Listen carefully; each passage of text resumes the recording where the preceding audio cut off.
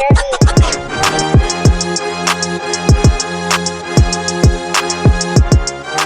right, welcome back to another episode of the WEST17 Sports TV podcast. Today we're going to be talking a little bit more about the coronavirus's effect on sports. So not only talking about like kind of real sports, but also esports in general. Starting off with real sports, however, how do you guys think that the virus is going to impact the future of sports, right? Because fans probably won't be able to be in the stadiums for long because it's going to be close contact and stuff. So do you think this is going to alter the sports industry at all? I think one person who's obviously gonna do well off of this are streamers of sports and ESPN, because a lot more it's not gonna be, oh, look who's in, this team's in town, they have a home game, we should go to it. You're stuck to watching sports on TV, which is gonna be a sad reality for a while, but I think it's gonna sort of shift the balance of things where the vendors at events and stuff, they're going to start finding new opportunities, and eventually, I don't even know if live sports are going to come back, because scientists are saying that this could come back seasonally and it could be a thing for a while. So say 2-3 years of no live sports, that sounds a bit extreme, but some lawmakers want to keep this whole quarantine thing going for a long time. So, it might be a long time before we get live sports again, I think. Yeah, you can go because I agree against it. I actually think this might be beneficial towards future of sports because nobody can go to the sports games anymore. Or because everything's kind of ended, people are more forced to watch and be interested in more obscure sports. So I feel like in the long run, honestly, it might be beneficial, even though obviously because there's no sports, sports companies' revenues take a big hit, popularity is probably gonna take a hit, but esports probably gonna be a big thing because obviously esports is still probably as accessible as before, except for LAN tournaments. So yeah, I think it might be beneficial for diversity in the future. And this sort of goes without saying, but like you said, non-contact sports such as esports or golf or something like that, they're probably going to be the most successful over the next few months, if not few years, because they have live revenue of people being able to go to these sports, and in theory maybe social distance in small crowds, but you're still getting people. Well, A, it's able to be played, and B, you might even be able to have spectators there as well, because golf courses are big enough, you can have people stay away from each other and whatnot. So I think sports like that, where it's not completely based on contact, are probably going to be the new big thing. Like you just saw a few days ago with the Right. celebrity golf tournament. People love watching sports. They're going to find a way. And, once they get bored of watching reruns of basketball and other contact sports, ultimately they're going to want new live sports. And I think that's where golf and maybe tennis, some sports like that are really going to come into the limelight a bit more, because it's people's only option. I think that it'll be interesting to see. So I personally think that they'll start bringing back games of professional leagues, maybe late in the fall, maybe at the start of next season on schedule. But I think that there will obviously not be any fans in the stadium. So I think it'll be interesting to see how teams handle contract situations with their players, because obviously the revenue is not going to be the same as it was before. And I think that it's mind-blowing. You see players like Dak Prescott getting offered huge contracts and turning them down when really next year there's no guarantees that the money will be there to pay them again. So I just think that that's crazy. And then I also think that it'll be interesting to see how they handle it once a player on a team gets coronavirus, and then what do? Do they have to stop that whole team from playing, or because I think it's inevitable that someone in all the leagues is going to get it.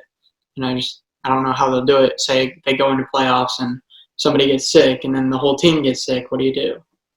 Right. Yeah.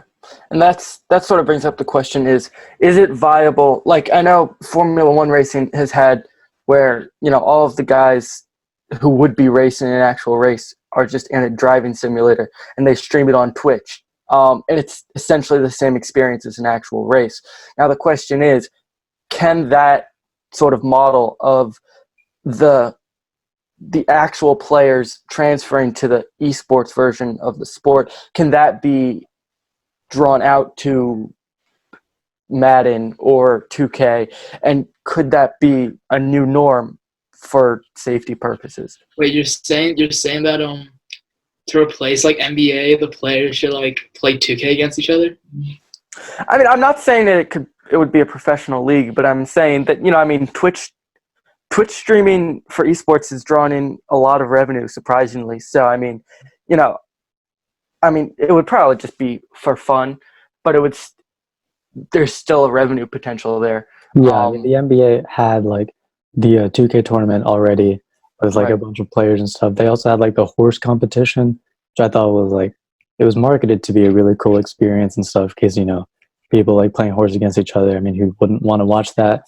But I mean, it's still fundamentally not a basketball game. And that's like, we kind of have to like move on from, I guess, maybe we're not going to see the typical basketball game anymore. Like, they made it just not be an option for us to watch it live for maybe like the next 2 to 3 years possibly. I mean, we really don't know how long this is going to go on for. So, I mean, maybe like options like you said. I mean, the 2K tournament was pretty good.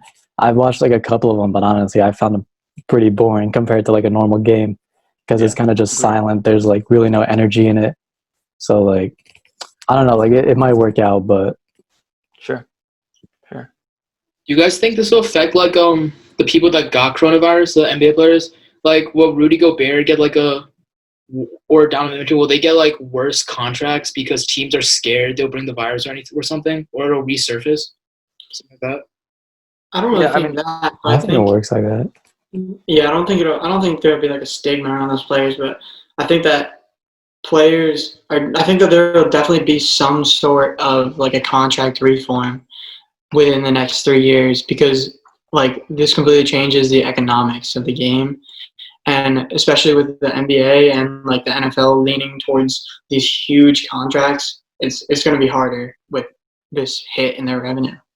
Yeah, definitely. I mean, they have to like add up in the end, but what I hope they don't do is like take the salaries of all like the kind of hourly wages and kind of pay like the big stars with that, because if they are all in like one arena and something, I guess like the hourly wages of the workers will be cut down because there's only one stadium they need to keep up.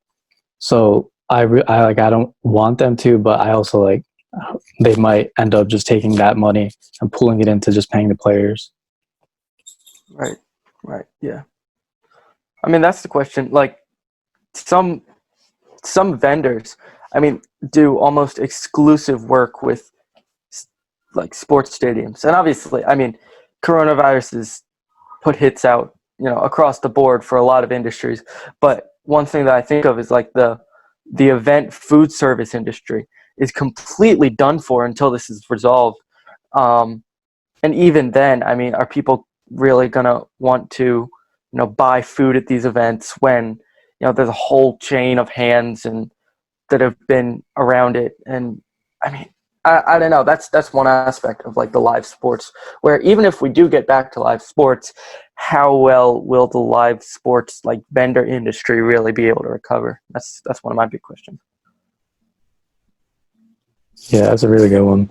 I mean, it's like even eating out is not like that's like a huge part of I feel like the American life. Like anywhere you go, like you eat. Like you go to the movies, you're eating out. Like you go to like I don't know, where else? Bowling. There's like always like like food like cafeteria and stuff like that. I mean, like it's hard to like kind of not. I mean, I don't know if I don't think it passes through food and stuff, but still like the contact.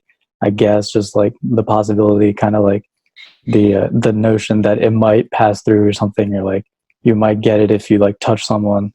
So that's just gonna cause like no one's really gonna go out, I feel, for like a long time. But there are those people who will go out, but then will spread it.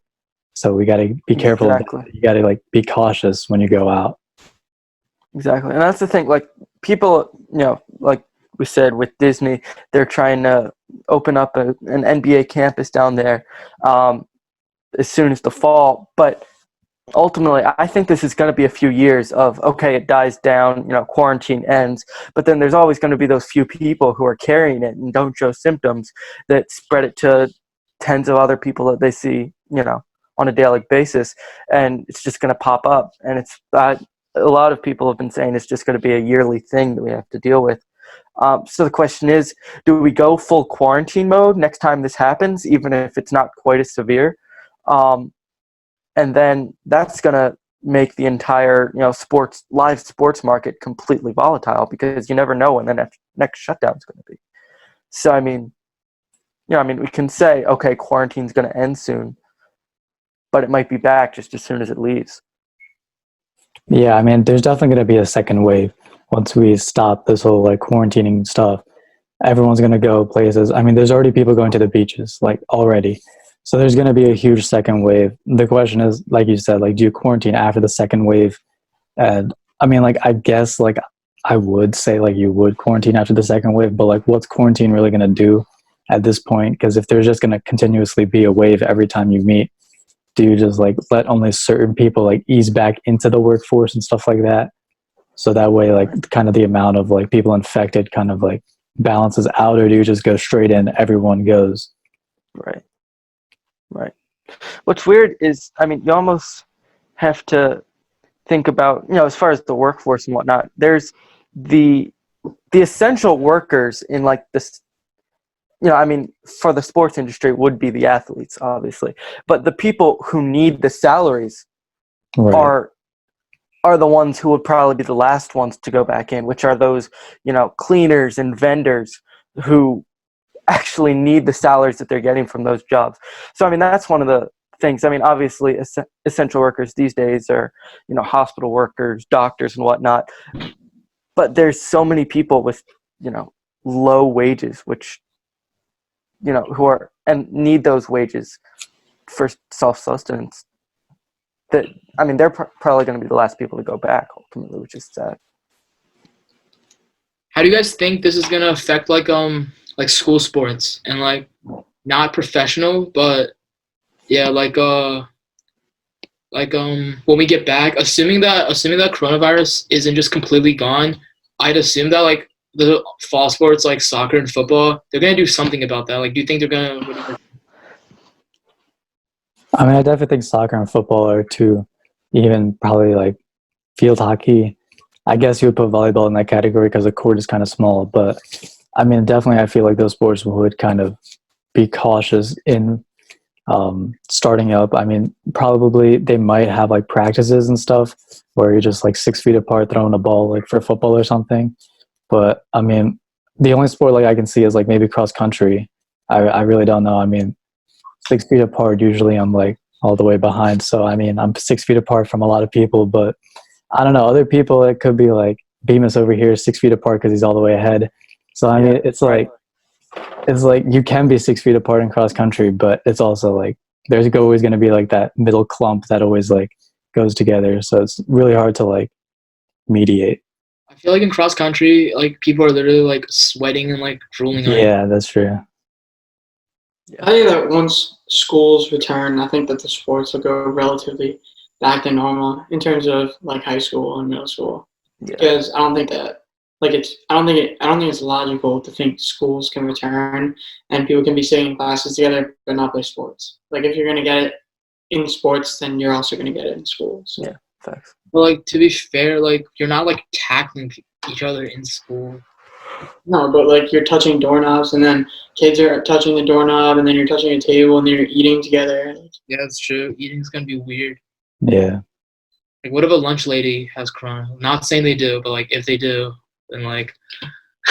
Yeah, honestly, it might just be like bring your own food. Like, Yeah, that's true. That's true. Yeah. And that's how I think sports will probably, once spectator sports go back in, it might end up being being bring your own food just because of the whole worries about food handling. And I mean, I don't think there would be a huge worry there because, I mean, they would wear gloves and hairnets and masks, whatever. But I think just the germophobia of people would probably be enough to keep vendors shut down for a while. But we'll see. We'll see. Yeah, I mean, everything's up in the air right now. It's like you kind of have to just go through it to see what's going to happen. Like, we could speculate all we want, but you never really know. Right. Right. And how about our alternatives to sports? Esports and alternative sports that have been sort of thrust into the limelight. I think we had mentioned in a previous episode, marble racing. We've gone so far as to watch sort of the most mundane of sports because it's better than replays. What have you guys been watching and playing during quarantine? I mean, I've kept up a little bit with marble racing. Peter Timon gives me the updates on Snapchat and stuff. But I mean, for the most part, it's just 2K grind. I mean, that's really the only thing esports wise that I can think of. We're starting the esports team at Tower Hill. You know what I'm saying? So if you guys are interested in playing 2K, let me know. Mr. Sourceman asked me to reach out to some people, so a little bit of marketing here. But I mean, yeah, it's just gonna like change. I mean, I don't really know any other sports. I've seen like a little bit of marble racing. I've seen like a couple of the NBA 2K tournaments, stuff like that. But yeah, it's kind of just watching them replays. I was watching this one Snapchat story with a bunch of like these little known sports, and watching some of them was really intriguing. Like, if you guys ever seen pro slapping? Slapbox? Yeah, slap boxing, exactly. It is the funniest sport I've ever seen. I swear. I know that they did my bad to interrupt you, but I know they did a live UFC event recently. Really? That does not seem They had sanitary at all. Well, I think that they had no spectators, and then right before the fight, they tested the corners of both fighters and all the fighters. Oh, okay, that's made sure that everyone was clear, and then once everyone was clear, it was just like 20 people fighting. that's fair. Like 20 people Yeah, that makes sense. fighting, and everyone was safe. So yeah, I guess small team or individual sports like that will probably. I mean, non-contact sports and like individual sports will probably be the first back because it's the easiest to test the people engaging in it. And I mean, it doesn't necessarily need spectators. Like basketball and football, I feel like spectators are sort of an essential element. I mean, the roar of the crowd, and same with like baseball or something like that. They're very much tied to spectators, which I think will delay, sort of the full reemergence of those sports. But stuff like UFC, I mean, there's no difference in engaging in UFC on TV versus live, I think. But I could be wrong. And I saw some other ones. This one, so funny. Chess boxing. So it's 6 rounds of chess and then 5 rounds of boxing. And it's like the average of those 11. Whoever wins, I guess, 6 of the rounds wins. What? Yeah. No, it's a sport. I don't know. It's a sport. Which of these would you do, Dylan? Ooh, I don't know. Good question. Ooh, I found another one. Cycle ball. It's literally hockey, but with bikes. Like you're on bikes and you like hit. I don't know. You hit the ball. Don't ask me. Look it up. It is hilarious to watch. But this is, I mean, like some of these are actually getting on like ESPN4 at this point because, normally it would be like, the best NBA games of the 80s, but now they've ran the best NBA games of the 80s about 8 times because there's nothing new. So they're sort of going to some of the more obscure sports. But I mean, they're actually kind of interesting. And I think for us sports lovers, it sort of gives a new perspective beyond like the 6 sports that everyone watches, Competitive Fortnite's really entertaining. I'd yeah. suggest. Yeah, that goes into the esports category. Esports is not just about like video games that have to do with sports. Like there's a full Rainbow Six Siege, as Bemis was saying earlier, Oh yes, as well as a love Fortnite. that game. Yeah, and like people underestimate the skill that goes into it. Like I play a lot of Rainbow Six Siege, and I'm like, hey, I think I'm pretty good at this. And then I went into a ranked match, and so like the way it works, you get placed based on like the first 10 matches that you play of the season. And I happen to have good teammates and won them all, and so I got placed into like gold rank. And I was like, okay, I'm pretty good. I can keep up with these kids. First thing out, you learn that reflexes are everything. Like these kids, there's a surprising amount of athleticism that goes into it, which I was not expecting. You actually have to like have good skills like with the controller itself, Yeah. and you have to really know the game. And I think that's similar with 2K and Madden to some extent, where it's truly a skill game. And I think esports gets a lot of hate for being it's just video games. Especially from older people who think that physical sports are the only sports. But I mean, it's becoming, I think, more widely recognized for what it is.